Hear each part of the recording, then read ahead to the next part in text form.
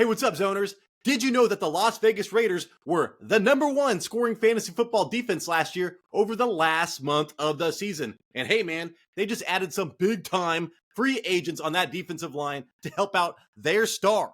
So this is the kind of shit that we're going to be talking about today. It is not sexy, but it will help you win a championship. I've got all my notes typed out. We got 5 defenses that you probably were not thinking about. We're going to look over those right now. Before we get into the secret defenses that I want to share with you, I'm going to go over the obvious defenses that you should pick before any other defense we're going to be talking about today. So number 1, the Dallas Cowboys. They were the #1 defense last year, and they've been a top 2 defense in each of the last 3 seasons. Holy shit, man. Micah Parsons is still there, but a top 2 defense in each of the last 3 seasons, that is huge. They did only score 1 point in the fantasy championships versus the Lions. So late in the year, they did kind of fall apart, man. But the odds are the Dallas Cowboys are going to be a top 2 defense at the end of the season. Number 2, Cleveland Browns, man. #1 in yards per game allowed at 270. They suffocated people. And, man, the next closest in yards per game allowed was the Chiefs at 290. So they were, like, so much better than anybody else as far as yards per game goes. And Myles Garrett is still there, dude. Baltimore Ravens, #3. They were #1 in sacks last year at 60 and led the league in turnovers at 12. So a ton of sacks, a ton of turnovers. That's a lot of fantasy points, man. They were #2 overall in fantasy scoring defense last year, and they did lose an important defensive line coach. We'll talk about that a little bit later. New York Jets, #4, man. #3 in yards per game allowed at 292. So another suffocating defense. With Sauce Gardner, man, that secondary is insane. And they always have a good defensive line with Robert Saleh. He's still there as well. They do start the year with San Francisco week 1. That is not great. But then they have an easy month of matchups after that. All right, let's start going over my secret defenses that have a ton of potential, man. You can get them super late. 4 out of the 5 of these you can get super late. Las Vegas Raiders, man. #1 scoring defense over the last month of the season last year. So they have a defensive head coach, and as soon as he took over, man, that defense turned it around. So you want to see a head coach excel in what their specialty is, and that's exactly what Antonio Pierce did last season. So it should continue to get better, okay? And this is the big one here. They acquired Christian Wilkins, defensive tackle, from the Dolphins to put alongside Max Crosby. Mad Max! All right. Wilkins had 10 sacks last year. 10 for a defensive tackle, okay? And he was PFF's 4th best run grade defender for the Dolphins. If you remember the Dolphins last year, you could not run against the Dolphins for a certain amount of time, man. And Christian Wilkins was a huge part of that. Plus, he gets sacks. And now Max Crosby gets that in the middle. And now he gets to come off the edge, dude. So who are they going to double team? Who are they going to pay attention to? They just caused a big problem to opposing offenses by acquiring this dude right here. Let's see. They drafted cornerbacks in the 4th and 7th round because that is a big question mark. They've got above average linebackers, decent safeties, but their cornerbacks is what is worrying the insiders and the Raiders fans. The top 2 cornerbacks, man, are Jack Jones. This guy is fucking awesome, dude. Jack Jones. He was the top graded player in the NFL, dude. The top graded player in the NFL. A cornerback was week 15 by PFF. He came to the Raiders in the middle of the year because he got waived by the Patriots. You're like, why did this amazing guy get waived? This guy is kind of an issue, man. He has got outbursts. He's got anger issues. All right. He's going to do some crazy shit.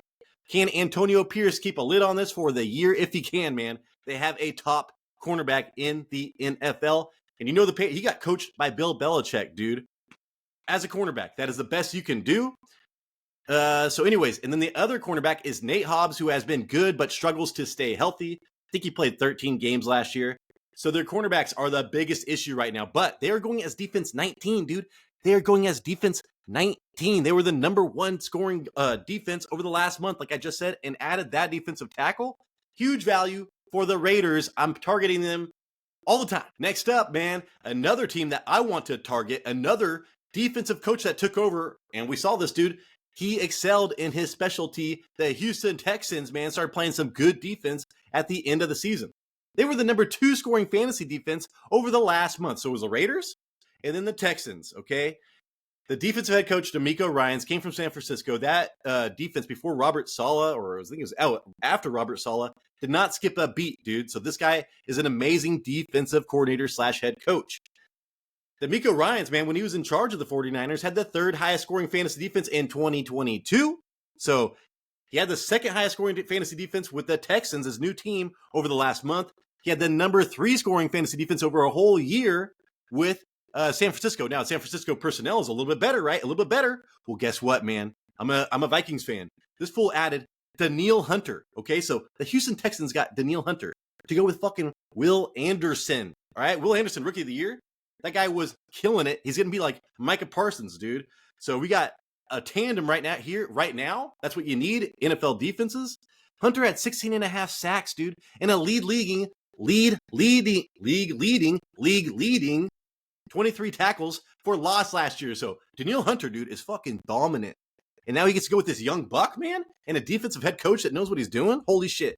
And then plus, they signed a couple of the Titans' best defensive players. Defensive lineman Autry, who's actually badass. And then linebacker Shair. Autry had 11 and a half sacks last year, dude. And I forgot what other stat I didn't write down, but he was a highly graded defensive lineman. So you got Will Anderson, Danielle Hunter, and now this Autry guy. It's going to be fucking crazy, man, for the Houston Texans. They're going as defense 16. So they're not even going as a starting caliber defense in a 12-man league.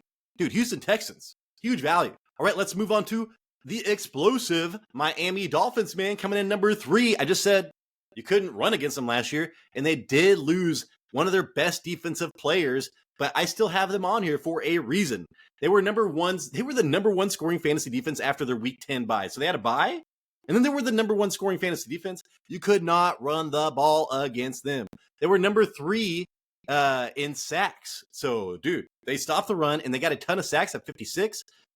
And top 7 in rushing yards allowed per game. Like I said, you could not run the ball against them. A lot of that was Christian Wilkins, who went over there to the Raiders. So that's scary to me.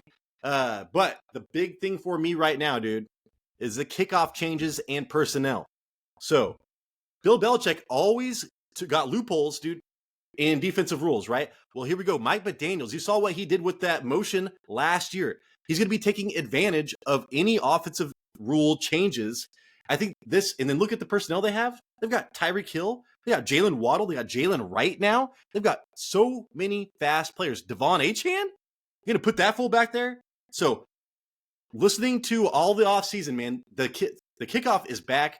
Coaches are afraid at the amount of opportunities that these kickoff returners are getting in OTAs and everything with this new rule. So, dude, the Miami Dolphins, man, if anybody's going to kick ass at the new kickoff return, it's going to be them.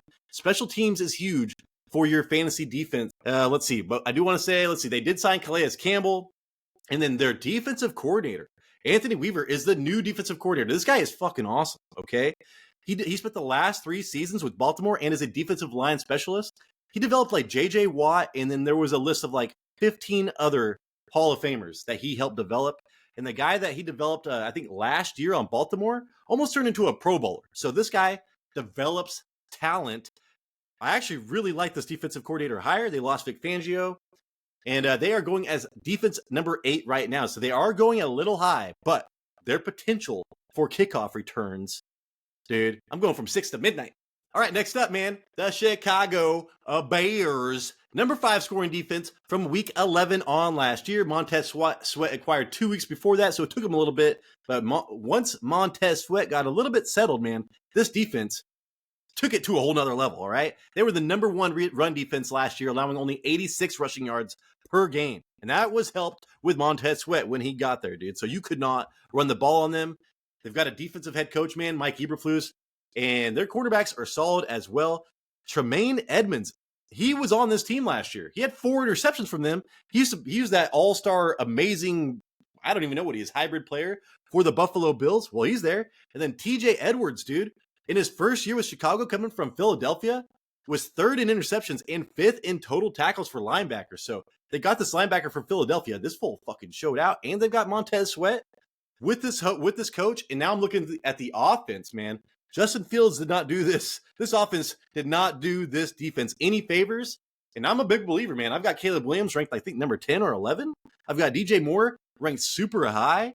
They're going as defense number 14 right now, and there's no way in hell that should be that late. They've got to be in the top 10 for me. All right, guys, number 5, the Green Bay Packers. I did something a little different right here. I'm sure you could tell via the screen.